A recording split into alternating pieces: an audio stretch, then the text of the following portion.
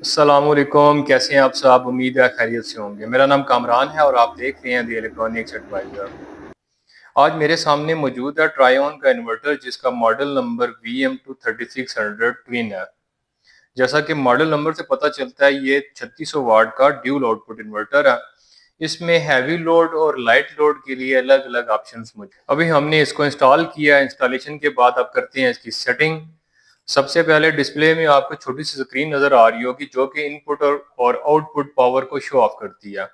नीचे 4 अदद बटन दिए गए हैं जो कि सेटिंग्स करने के लिए होते हैं। सबसे नीचे मौजूद बटन सेटिंग्स के मेन्यू को ओपन करने के लिए होता है, जबकि इससे ऊपर मौजूद बटन की मदद से आप किसी भी वैल्यू को बढ़ा सकते हैं और इससे ऊपर वाले बटन से वैल्यू को कम कर सकते हैं। और सबसे ऊपर वाले बटन से आप वापस स्क्रीन की जानिब आ सकते हैं। अब आते हैं इसकी सेटिंग की जानिब। सेटिंग्स में एंटर होने के लिए सबसे लास्ट वाले बटन को कुछ सेकंड्स के लिए प्रेस किए रखना है। इसकी सेटिंग्स में मौजूद पहला प्रोग्राम जो कि आउटपुट सोर्स प्रायोरिटी पर मुश्तमिल है, जिसका मतलब ये है कि हमारा लोड किस सोर्स पे चले। इसमें 3 ऑप्शन होते हैं। पहला यूएसबी है। इससे मुराद ये है कि यूटिलिटी जो है वो फर्स्ट है, सेकंड सोलर है, थर्ड जो है वो बैटरी है। यूटिलिटी से मुराद जो है वो वपडा है, यानी कि हमारा लोड जो है वो वपडा पे चलेगा, उसके बाद फिर चलेगा सोलर पे। अगर ये दोनों मौजूद नहीं होंगे तब वो बैटरी पे शिफ्ट होगा। अगर आपने सोलर लगा लिया तो फिर इस ऑप्शन का आपको कोई फायदा नहीं है।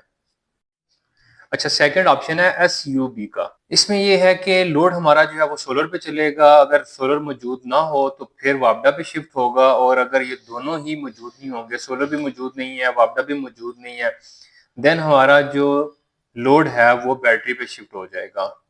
अगर लोड शेडिंग ज़्यादा हो रही है या हो रही है तो आप इस सेटिंग को ऑन कर सकते हैं। इस प्रोग्राम का तीसरा जो ऑप्शन है वो SBU का है, यानी कि फर्स्ट प्रायोरिटी जो है वो सोलर की है। सोलर से हमारा लोड चलना है। जब सोलर मौजूद नहीं होगा, लोड हमारा शिफ्ट हो जाएगा बैटरी पे। अगर बैटरी भी मौजूद नहीं है तो उस दौरान हमारा लोड जो है वो वापडा पे शिफ्ट हो जाएगा। इस सेटिंग का जो है ना सबसे बड़ा फायदा ये होता है कि हमारी जो बैटरी है वो भी इस्तेमाल में रहती है, प्लस हमारे बिल में कमी भी हो जाती है। लेकिन ये सेटिंग आप तब करें जब आपके इलाके में लोड शेडिंग ना हो रही हो। अगर लोड शेडिंग ज़्यादा हो रही है तो बेहतर ये है कि आप SUB की सेटिंग कर लें। अब यहाँ पे लोड शेडिंग नहीं हो रही जहाँ पे मैंने ये सिस्टम इंस्टॉल किया, तो इसलिए मैं यहाँ पे SBU की सेटिंग करने वाला हूँ।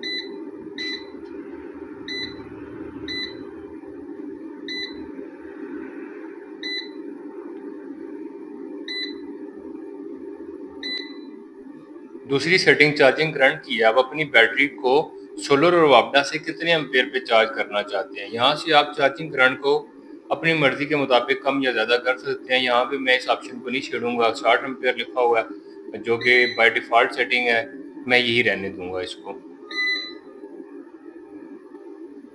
तीसरे नंबर की सेटिंग इनपुट वोल्टेज रेंज की है, जिसमें 2 ऑप्शन है, एक APL जबकि दूसरा UPS। अगर आपके इलाके में वापडा के वोल्टेज कम से कम 90 वोल्ट तक गिर जाते हैं और ज़्यादा से ज़्यादा 280 वोल्ट तक बढ़ जाते हैं तो आप APL के ऑप्शन को सिलेक्ट कर सकते हैं। और अगर वोल्टेज रेंज जो है वो 170 वोल्ट से 280 वोल्ट तक रहती है तो UPS ऑप्शन को सिलेक्ट कर लें। पांचवें नंबर की सेटिंग बैटरी टाइप की सिलेक्शन के मुतल्लिक है। अगर आपने तेजाब वाली बैटरी इस्तेमाल की है तो फ्लोरेट के ऑप्शन को सिलेक्ट करें, और अगर AGM बैटरी इस्तेमाल की है तो AGM का ऑप्शन को सिलेक्ट कर सकते हैं। अगर इन दोनों में से कोई भी नहीं, आपके पास तीसरी बैटरी है जिसमें लिथियम बैटरी आ जाती है, तो फिर आप यूज़र डिफाइन के ऑप्शन को सिलेक्ट कर सकते हैं। 6 नंबर की सेटिंग ओवरलोड होने की सूरत में रीस्टार्ट होने के लिए, अगर आपका इन्वर्टर ओवरलोड हो जाता है तो उस दौरान क्या होगा कि वो रीस्टार्ट हो जाएगा। आप इसको अपनी मर्जी से अनेबल और डिसेबल कर सकते हैं, जबकि 7 नंबर की सेटिंग जो है ना वो भी इससे मिलती जुलती है। फ़र्क सिर्फ इतना है कि 7 नंबर की सेटिंग जो है वो ओवर टेम्परेचर होने की वजह से रीस्टार्ट होने के लिए है। इसको भी आप अपनी मर्जी से एनेबल और डिसेबल कर सकते हैं। 9 नंबर की सेटिंग इनपुट फ्रिक्वेंसी की है। चूँकि पाकिस्तान में स्टैंडर्ड इनपुट फ्रिक्वेंसी 50 साइकिल पर सेकंड है तो इसको छेड़ने की बिल्कुल भी ज़रूरत नहीं है। 10 नंबर की सेटिंग आउटपुट वोल्टेज की है जो कि 230 वोल्ट बाय डिफ़ॉल्ट पे सेट है। इसको भी तब्दील करने की ज़रूरत नहीं है। 11 नंबर की सेटिंग वापडा से बैटरी चार्जिंग करंट की है जो कि बाय डिफ़ॉल्ट 30 एम्पेयर पे सेट है। इसको भी तब्दील करने की ज़रूरत नहीं है। अब आते हैं 12 नंबर की सेटिंग की जानिब जो कि इंतहाई अहम है। अगर आपने सेटिंग नंबर 1 में SBU के ऑप्शन को सिलेक्ट किया था तो ये ऑप्शन आपके लिए बहुत ही ज़्यादा अहमियत का हामिल है। एसबीयू ऑप्शन में सोलर की पावर ख़त्म होने के बाद लोड बैटरी पे शिफ्ट हो जाता है और इसके बाद बैटरी के कितने इस्तेमाल के बाद लोड वापडा पे शिफ्ट हो, यहाँ इसी बात की सेटिंग करनी होती है।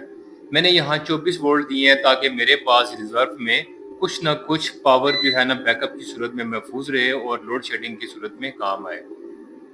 13 नंबर की सेटिंग भी अहम है। एसपीयू ऑप्शन सेलेक्ट करने के बाद सोलर से लोड कब बैटरी पे शिफ्ट हो, यहाँ इसकी सेटिंग करनी होती है। मैं इसे फुल पे कर देता हूँ। सोलर पावर खत्म होने के बाद अगर मेरी बैटरी फुल चार्ज होगी तो लोड बैटरी पे शिफ्ट होगा, दूसरी सूरत में लोड वापडा पे शिफ्ट हो जाएगा।